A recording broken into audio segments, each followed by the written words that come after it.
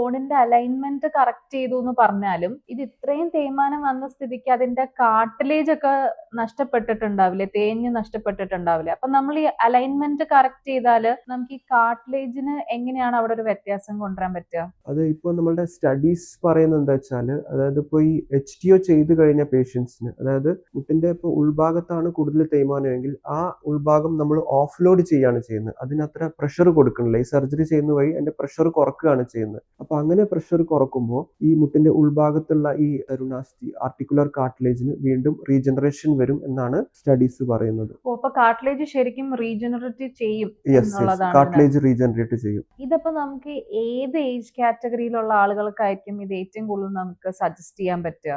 Ideally ഒരു 50 to 60 years age group ആണ് ഏറ്റവും ഐഡിയൽ കാൻഡിഡേറ്റ്സ്. അവർക്ക് പക്ഷെ മുട്ട് മടക്കാനും നീർത്താനും ഒക്കെ അത്യാവശ്യം സാധിക്കണം.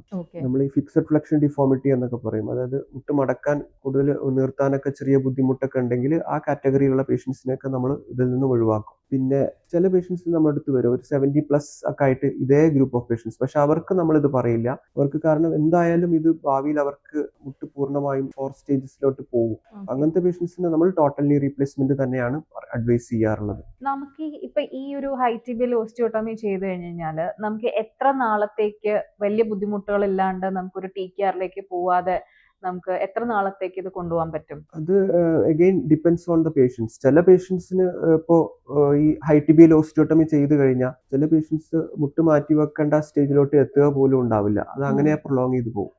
ചില പേഷ്യൻസ് ഈ പറഞ്ഞ പോലെ may be over the period of time 10 to 15 years ഒക്കെ കഴിയുമ്പോൾ സ്റ്റേജ് 4ലോട്ടൊക്കെ ചിലപ്പോൾ പോകും. അങ്ങനത്തെ പേഷ്യൻസിന് പിന്നെ വീണ്ടും നമുക്ക് ടോട്ടൽ നീ റീപ്ലേസ്മെന്റ് സർജറി തന്നെ ചെയ്യേണ്ടി വരും.